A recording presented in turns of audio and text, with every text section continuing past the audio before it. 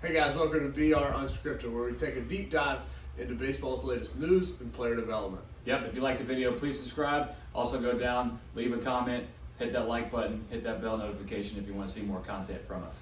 Here we go. What's up, guys? Welcome to Unscripted. It is Tuesday, March the 10th. We have a couple good topics for you guys today.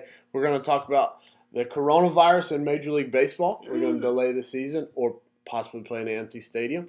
We're going to talk about Barry Bonds, how he feels exiled and got the death sentence from baseball. Allegedly. We're going to dive into that a little bit. And then we're going to talk a little development of internal versus external cueing with hitters. When to use which one can be detrimental if used at the wrong time. Yes. All that good stuff. So a good doc today. Yep.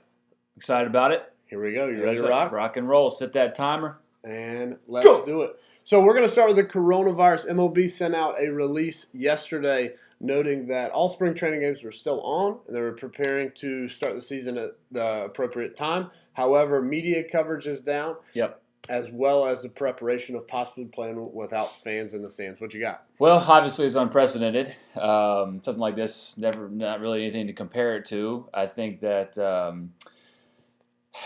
first and foremost you gotta be safe, right? Like this stuff is obviously no joke, and there's going to be a hit like financially for a lot of teams without people in the stands. Obviously the fan experience and watching on TV is great these days, so and it does get expensive to go to major league games and stuff like that. Anyway, but having said that, people still like to go to baseball games, so I don't know. I mean, I think that the trickle-down effect money-wise is going to be interesting to see how it plays out. There's nothing really to compare it to. I mean, outside of like a strike that happened. The Orioles a couple of years ago, I forgot what was happening in Baltimore, but they played with no fans in the stands. That's right. So that's really the only thing. Right. My opinion on this is with the way streaming is going and with the way Major League Baseball is doing it with the blackouts, so like we can't watch Orioles games here. Yep. With different markets, they just are pushing so hard to get fans in the stands. I can't see them playing games with fans not in the stands. Yeah. I see them backing up the season before they do that. Because again, like I think they'll just move the season watch back. Orioles game. We can't watch Nationals game. Like the market restrictions on MLB are just so absurd. To where even if you buy their package, you can't watch the games. Yeah, it's really ridiculous. So there's no way that they let games go on with zero fans in the stands. So we might have a December World Series before we have opening day with coronavirus. How about a shortened season? Whoever decided on 160, that's a good idea. 162 is never played. Get a lot. No, they never played. Probably, yeah. Interesting point. Well, awesome. All right, so next we have Barry Bonds, a.k.a. John Doubt. Barry is sad. Yeah. Poor Barry. Poor Barry. So he's complaining a little bit that he's been blacklisted or given the death sentence because of all the allegations of the steroid use when he played. Everybody who's familiar with baseball understands what that means. And he was juicing. Yeah, like pretty clearly. But anyway, that's nobody's that's my opinion. It's nobody's head. It wasn't convicted or anything like that, or found guilty. I guess allegedly. But the thing about it is, if he's got an argument in the Hall of Fame, like obviously he should be in the Hall of Fame as one of the best, maybe the greatest hitter of all time. Coaching wise, though, if he's talking about coaching jobs and whether he should be getting the coaching jobs or not, it depends on if he's a good coach. You mean mind blown? You mean having a baseball card doesn't mean you? No, and that's coach? That's the big thing is like. These ex major leaguers and stuff, while we're great players and probably great people, like doesn't mean that you can pass on the knowledge or help a player get from point A to point B. Well, no, I think they can pass on knowledge. There's so much certain knowledge, with that. Yeah. But when it comes to how baseball is shifting today, where it's an extremely development side, there's room for both. Like I never played Major League Baseball, so if I was to coach a Major League Baseball team, I would want somebody that's done that to give me some of the inside, to have some feel behind the scenes spot. Stuff. Yeah. However, diving into swing mechanics is completely different than having history in the game and have been there. And it's two different realms. Yeah. If he wants to be in the Hall of Fame, he's a Hall of Famer. Hall of Fame. Nobody has ever stepped on a Major League Baseball field and hit more home runs than him. Yep. You're in the Hall of Fame. Period. If he wants to be a coach, Show you're a good coach. You got a year. He was with the Marlins for a year. Obviously, they didn't think he was a great coach. And unfortunately, there's no credential testing for can you be a good coach, but you have to do the work. You have to watch the video. You have to understand the analytics. You have to understand the terms and be able to pass on the right knowledge to the right people at the right time. And unfortunately, being a good player doesn't mean you can do that.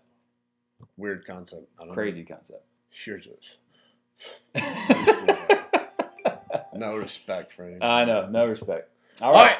Last topic. We're going to talk internal versus external viewing. Versus external. Explain for the No, you got it. Yeah, listen, you had the experience. You go for it. All right, so with the experience, this came up because I was on the golf course on Sunday. Dangerous place to be. Had been working pretty hard the past 2 weeks to get the swing right. On just curls? everything. Just being able to swing. Yeah, the 12-ounce curls going. Those stay in shape. Those are fine.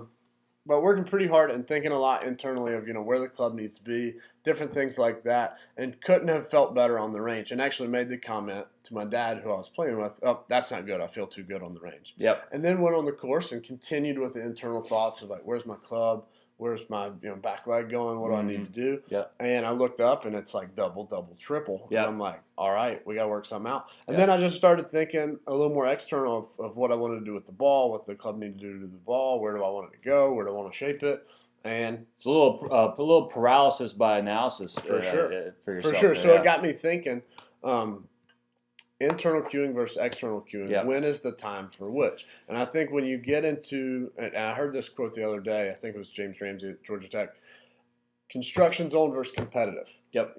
Where you're building your swing, where you're thinking internally versus when you have to turn all that off and just dance with the chick you brought. Yep. And that's the repetition phase. Like when you're in the cage or you're on the range and you're working on a particular movement pattern or something that you're trying to do better that you want to, and then once you find it, you repeat it as many times as possible so that when you do go play and you do go hit in a game or you're pitching in a game, whatever, the tumblers fall in place because you've been doing it so many times. The problem is you probably don't go to the range as much as you would have to go to probably put that in to have that just fall in line all the time. And that's why when you take reps in the cage, every repetition matters so that when you do go play, that, again, the swing that you want to take is there. You just have it. It's just there when you need to swing.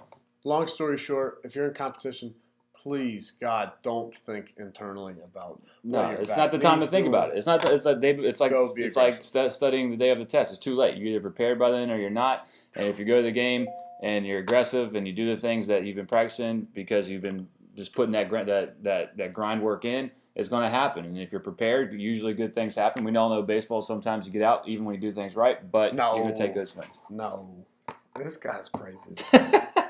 First off, big leaguers don't have any knowledge, and now you're saying none. You can take a good swing and get out. We're going to end on that. I don't know. I'm crazy. It's Tuesday. I'm crazy. Obviously losing. Thanks for joining us, guys. Once again, if you have any questions, comments, shoot us a DM, an email. Yep. Look us up online, baseballrebellion.com. Baseballrebellion.com. Hit us up. Hey, guys. Thanks for watching. Hope you enjoyed. If you have any questions, comments, or future topic ideas, feel free to comment below or shoot us a DM. Yep. And if you like what you saw, please hit that subscribe button. Please go down and hit the like button as well and the notification button to get future content from us. Thanks a lot. See you next time.